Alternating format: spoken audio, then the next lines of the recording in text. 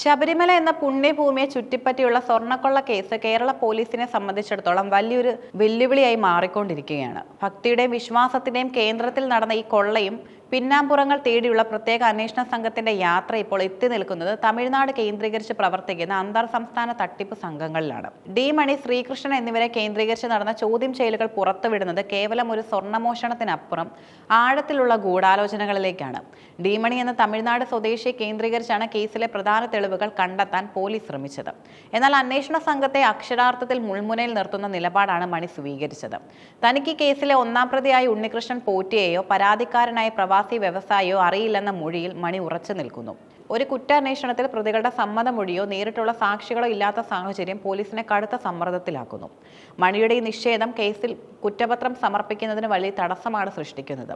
പ്രവാസി വ്യവസായി നൽകിയ മൊഴിയുടെ അടിസ്ഥാനത്തിൽ മണി ഇടനിലക്കാരനായി പ്രവർത്തിച്ചുവെന്ന് പോലീസ് ഉറച്ചു വിശ്വസിക്കുന്നുണ്ടെങ്കിലും അതിനെ സാധൂകരിക്കുന്ന തെളിവുകൾ മണിയിൽ നിന്നും ലഭിക്കുന്നില്ല. ശബരിമല സ്വർണ്ണക്കൊള്ള കേസിലെ കൂടുതൽ ഗൗരവകരമാക്കുന്നത് ഇതിൽ ഉൾപ്പെട്ടിട്ടുള്ള പ്രതികളുടെ മുൻകാല ചരിത്രമാണ്.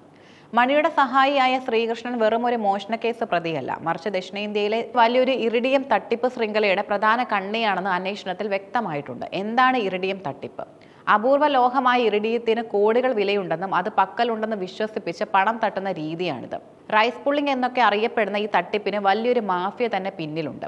ശബരിമലയിലെ വിഗ്രഹങ്ങളിൽ നിന്നോ മറ്റു ശില്പങ്ങളിൽ നിന്നോ ശേഖരിച്ച ലോഹങ്ങൾ ഇത്തരത്തിലുള്ള വ്യാജ ലോഹ മിശ്രിതങ്ങൾ നിർമ്മിക്കാൻ ഉപയോഗിച്ചിട്ടുണ്ടോ എന്നതാണ് പോലീസിന്റെ സംശയം. സ്വർണ്ണമുരുക്കി മറ്റു ലോഹങ്ങളുമായി ചേർത്ത അത്ഭുത ലോഹങ്ങൾ എന്ന പേരിൽ വൻകിടക്കാർക്ക് വിൽക്കുന്ന സംഘമാണിതെന്ന് പോലീസ് കരുതുന്നു. കേരളത്തിലെയും തമിഴ്നാട്ടിലെയും നിരവധി പ്രമുഖർ ശ്രീകൃഷ്ണന്റെ തട്ടിപ്പിന് ഇരയായിട്ടുണ്ടെന്ന വിവരവും ഇപ്പോൾ പുറത്തു വരുന്നുണ്ട്. പ്രതികൾ മൊഴികളിൽ ഉറച്ചു നിൽക്കാത്ത സാഹചര്യത്തിൽ പോലീസിന് മുന്നിലുള്ള ഏക വഴി ശാസ്ത്രീയ തെളിവുകളാണ്. തിരുവനന്തപുരത്ത് 2 തവണ മാത്രമേ വന്നിട്ടുള്ളൂ എന്ന മണിയുടെ വാദം പൊളിക്കാൻ പോലീസ് നിരവധി വഴികളിലൂടെയാണ് നീങ്ങുന്നത്. കഴിഞ്ഞ 3 വർഷത്തെ മണിയുടെയും കൂട്ടാളികളുടെയും മൊബൈൽ ഫോൺ ടവർ ലൊക്കേഷനുകൾ ശേഖരിച്ചു വരികയാണ്. കവർച്ച നടന്ന സമയത്തും അതിനു മുൻപുള്ള ദിവസങ്ങളിലും ഇവർ പമ്പയിലോ സന്നിധാനത്തോ എത്തിയിരുന്നോ എന്ന് ഇതിലൂടെ കണ്ടെത്താനാകും. പ്രവാസി വ്യവസായിയുമായി മണി നടത്തിയെന്ന് പറയപ്പെടുന്ന ഫോൺ സംഭാഷണങ്ങൾ, വാട്സപ്പ് ചാറ്റുകൾ എന്നിവ വീണ്ടെടുക്കാൻ സൈബർ സെല്ലിന്റെ സഹായം തേടിയിട്ടുമുണ്ട്.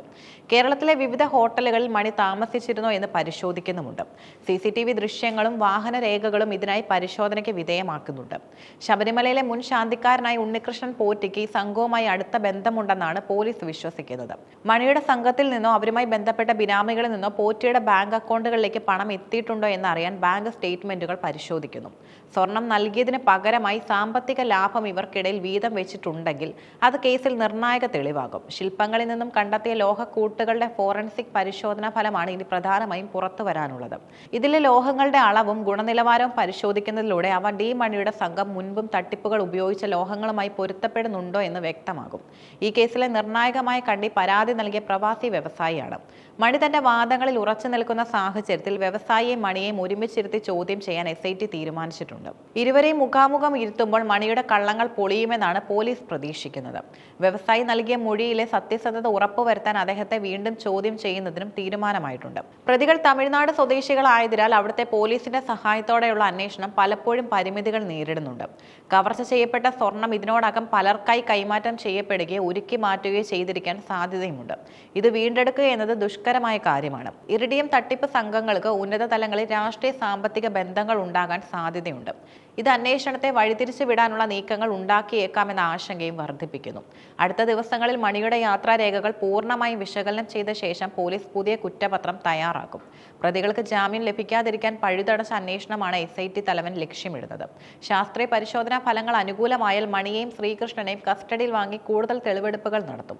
ശബരിമല സ്വർണ്ണക്കൊള്ള കേസ് കേവലം ഒരു മോഷണ കേസല്ല, മറിച്ച് വിശ്വാസത്തെ മറയാക്കി നടന്ന വലിയൊരു സാമ്പത്തിക ക്രമക്കേടിന്റെ കഥയാണ്. ഡി മണിയുടെ മൗനവും ശ്രീകൃഷ്ണന്റെ ക്രിമിനൽ പശ്ചാത്തലവും അന്വേഷണ സംഘത്തിന് മുന്നിൽ വലിയ വെല്ലുവിളികൾ ഉയർത്തുന്നുമുണ്ട്. എങ്കിലും ശാസ്ത്രീയ തെളിവുകളുടെയും ഡിജിറ്റൽ രേഖകളുടെയും സഹായത്തോടെ ഈ സ്വർണ്ണക്കടത്തിലെ കറുത്ത കൈകളെ നിയമത്തിന് മുന്നിൽ കൊണ്ടുവരാൻ കഴിയുമെന്ന ശുഭാപ്തി വിശ്വാസത്തിലാണ് കേരള പോലീസ്. ഭക്തരുടെ വികാരങ്ങളെ മുറിപ്പെടുത്തിയ ഈ സംഭവത്തിന് നീതി നടപ്പാക്കുക എന്നതും അനിവാര്യമാണ്.